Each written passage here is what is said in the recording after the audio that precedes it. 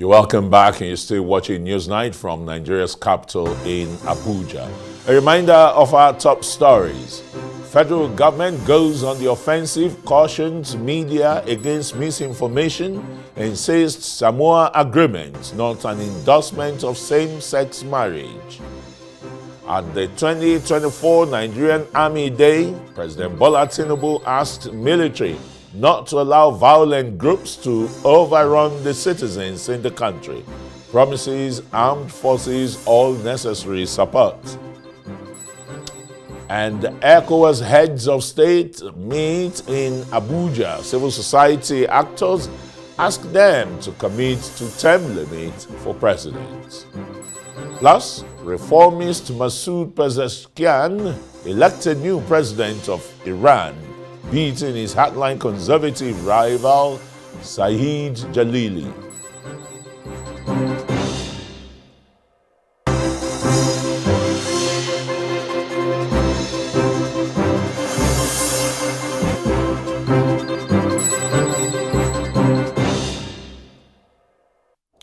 Thanks for staying with us. Sir Keir Starmer's government has begun work on its first full day in power, following a landslide victory which appended 14 years of conservative rule.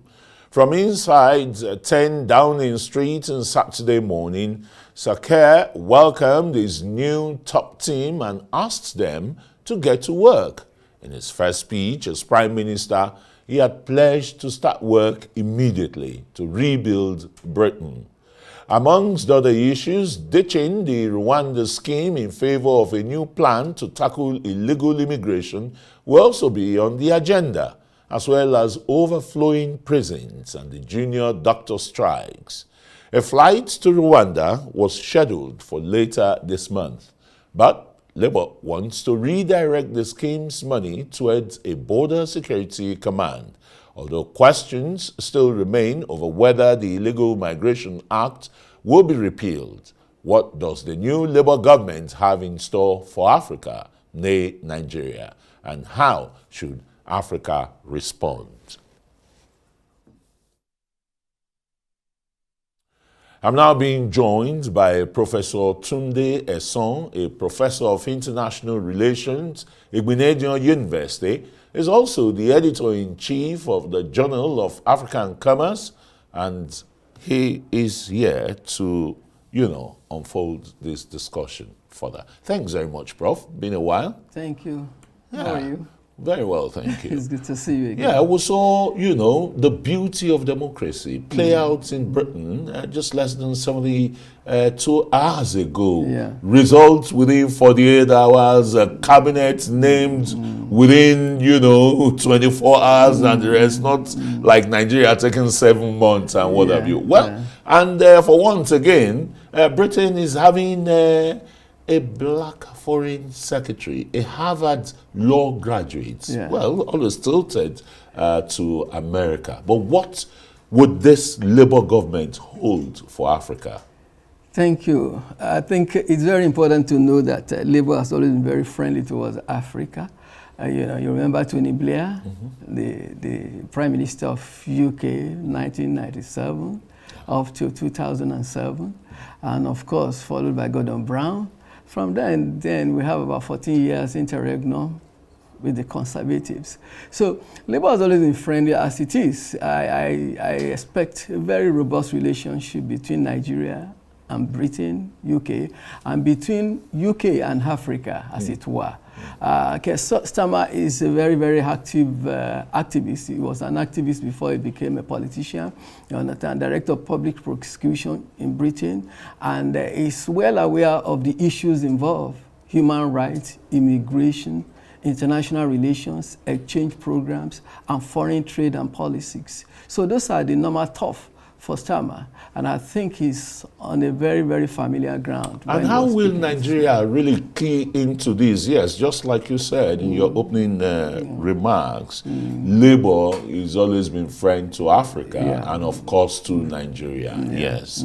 How can Nigeria key into this new Labour government to really reap, greater socio-economic and political benefits? Let me say this. In 2023, there is British government, UK, had an agreement of trade and investment partnership with Africa, with African countries, and Nigeria was the first where you have such, you understand, agreements, trade and investment partnership. That is the first time. And if you look at the volume of trade between Britain and Nigeria, it's one of the highest, £7 billion annually for a very long time. So it's quite high. And of course, that's even small compared to what we used to have in the past. So in other words, what we should be thinking about is to look at the whole gamut of international trade, exchange programs, and international relations and diplomacy. We're talking about British soft power, looking at it and trying to see if they can extend that and enhance that soft power, which is always the tough of the Labour Party. What I mean by soft power is that a little bit relaxed on their visa procedures and their demands and requirements, so that more and more Nigerians can actually be part of not necessarily emigration, as it were. Because I was going to use the word that would be encouraging emigration, and our professionals are going to develop other parts of the world. No, there's nothing you can do about that. Historically, people seek, greener stuff all over the world. America is a nation of immigrants. You understand? When you look at it, one of the fastest, one of the biggest factor for the growth of India is, remittances. You get what I'm saying? Mm-hmm. Skilled labor remittances from all over the world that point around into billions and billions of dollars. So you cannot rule that out. There's nothing you can do. The only thing you can do is to make sure that it is skilled laborers that you admit or you encourage, as it were.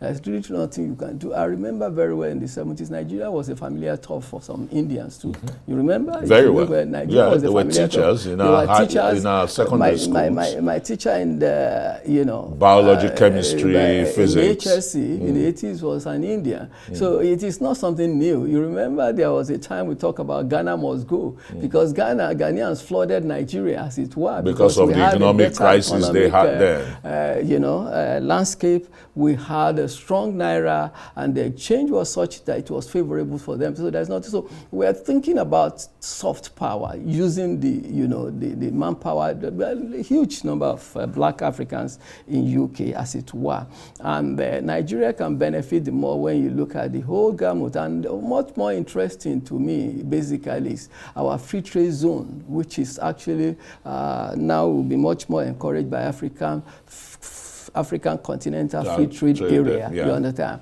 And of course, when you look at the consequential gains and, and the value chain, which can encourage Britain, and which in turn to encourage Britain to trade with Africa, and looking at Nigerian market, which is about the biggest in terms of African market, that will be very, very interesting. I think we need to project this more rather than look at the negative part of it. Well, I'm sure the authorities are watching and listening to your submission, Professor Tunde. Yeah. But let's look at, when you look at 40 years ago, you saw, very massive presence of British companies in Nigeria, from the motor assembly plants to pharmaceuticals, and even the agricultural sector.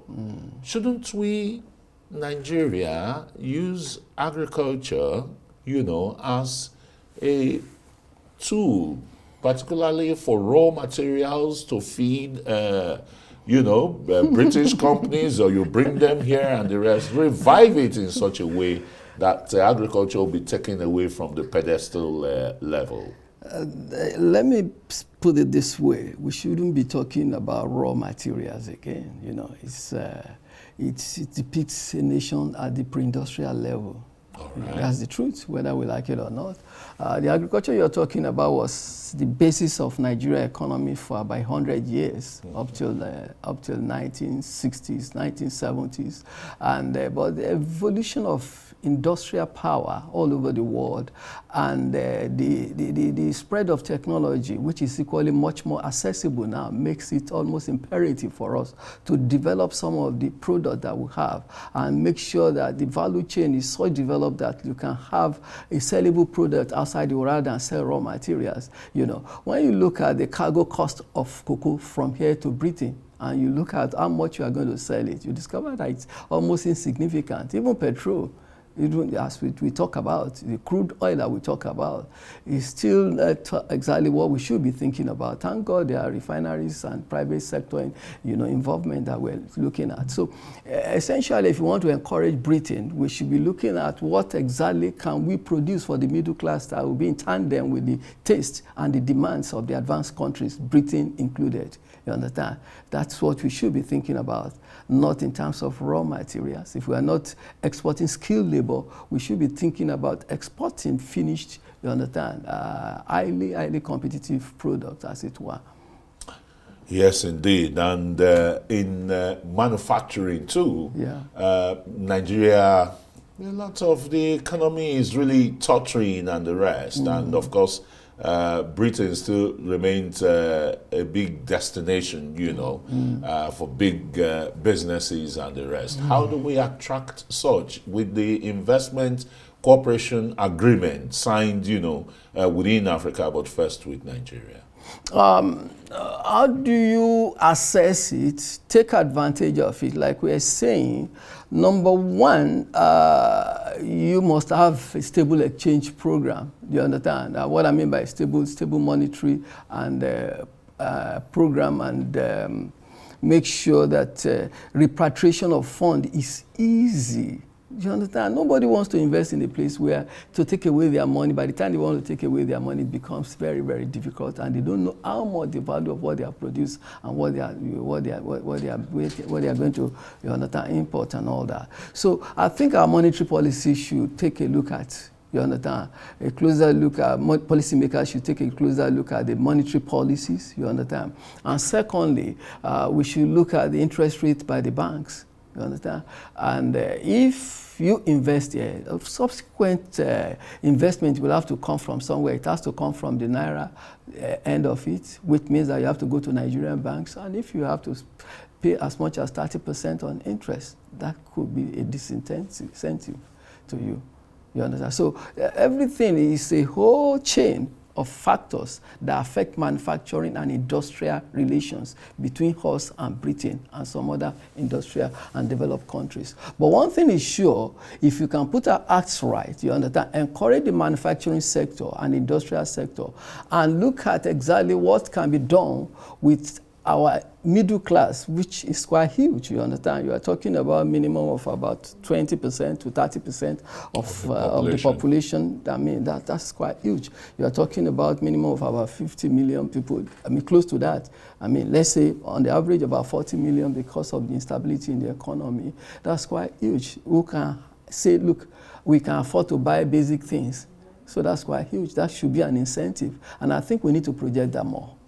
All right, in projecting that more, lastly, Prof, let's look at Nigeria's Britain relationship when it comes to the education sector. It's been very robust, particularly at the tertiary level, with the British evening scholarships, want a big funding destined for British Commonwealth countries. But the issue of semi-skilled labor is a big problem in Nigeria. How can Nigeria leverage on that with a new labor government? You're talking about semi-skilled. Yeah. That's why the word semi-skilled actually is quite, as it were. I mean, nobody talks to a set of people who are semi-skilled. So you get what I'm saying? So Well, maybe you need to maybe look at where I'm coming Where are you from is coming looking from? at development of technical education Okay, again. development Middle of- level manpower. middle Sorry, level I shouldn't manpower. have used the word semi. Yeah, You understand? middle level manpower. Middle level That's it. manpower. Yeah. You understand? No doubt about that. Which is really failing in the country. Yeah. You know, a lot of Whether people. we can look at the British curriculum and see areas of corporations. Yes, of course. very well. The universities are taking a look at that, I believe. And I believe what is most important basically at this level, 64 years in October of independence, is to look at how we can develop the technical skills and develop, not this idea that everybody must have a university, every village must have it is wrong, you understand?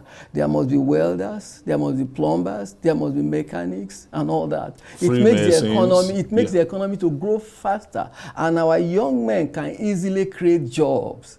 You understand? It's easy for when you know that you can easily use your hand like that. It's easy for you to create jobs. And of course, what we should be thinking about in encouraging us basically is to see how we can have partnership. We have funding for small-scale industrial groups, and the small-scale businesses can benefit. You understand? International funding that can be transparently disbursed. That's what we should be looking at. And that can be done under Labour government. We have done it in the past, like you said. Some international institutions, Britain-based, UK-based, have had to at least network partner with a lot of Nigerian institutions in order to have a change program on training and development, both at the industrial level and at the educational level. Thanks very much, Professor Tunde Esan, Professor of International Relations and Development, Igbenedion University in Okada. Thanks for coming on. Thank you very much. All right.